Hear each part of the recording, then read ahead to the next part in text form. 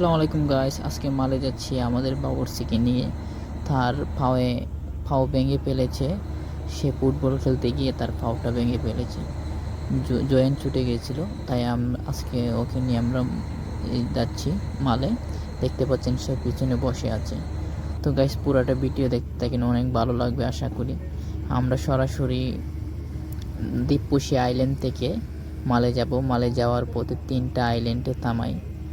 তুরুস্তু island, তারপর হুরা island, তারপর হিমাফুসি আইল্যান্ডে থামাই। তো এখন আমাদের আইল্যান্ড থেকে এটা ছাড়লো। এটা এখন যাবে হিমাপুশির কাছাকাছি।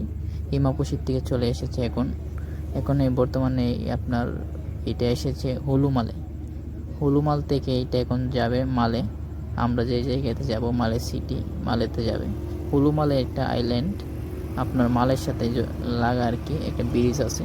তো এই আইল্যান্ডটাতে আপনার অনেক উন্নত আর কি আইল্যান্ডটা। তার এইখানে অনেক বিল্ডিং আছে, অনেক সুন্দর সুন্দর জায়গা আছে। তো হুলুমাল থেকে ডাইরেক্ট সরাসরি মালে চলে যাচ্ছি আমরা।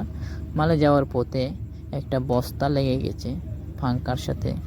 তো এই বস্তাটা ছুটানোর জন্য আমাদের এক ভাই কাজ করে আপনার দনিতে, ফেরিতে আর কি। তো এইখান থেকে সে নামছে।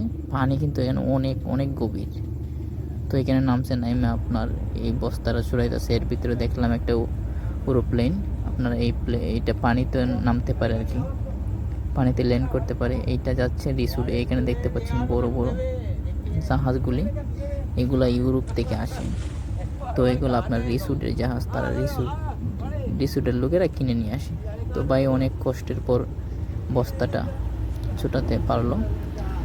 তো তারপর এইখান থেকে সবাই অনেকক্ষণ সময় লেগে গেছে।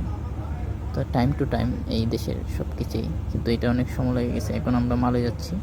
দেখতে পাচ্ছেন মাল থেকে হুলুমালের যে ব্রিজটা, এইটা জয়েন করেছে 2টা আইল্যান্ডকে।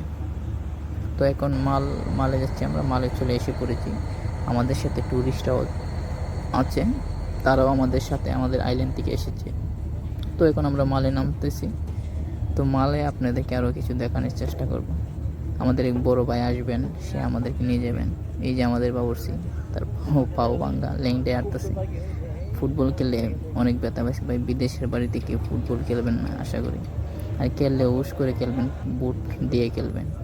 তো আমরা বুট ছাড়া খেলছিলাম। আমার পাও সমস্যা ছিল, আমার পাওটার মধ্যে ভালো হয়ে গেছে এখন। তারপর এই যে অবশেষে আমাদের বড় ভাই চলে এসেছে, তাকে নিয়ে আমরা IGM হাসপাতালে যাচ্ছি।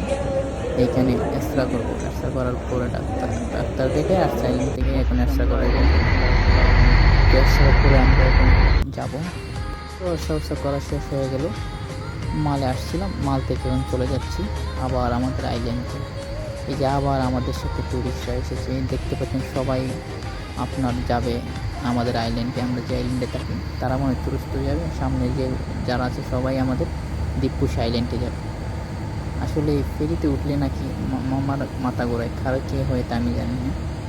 তো গাইস, আপনাদের কি মাথা ঘোরায় নাকি আমাকে একটু কমেন্টে জানাবেন।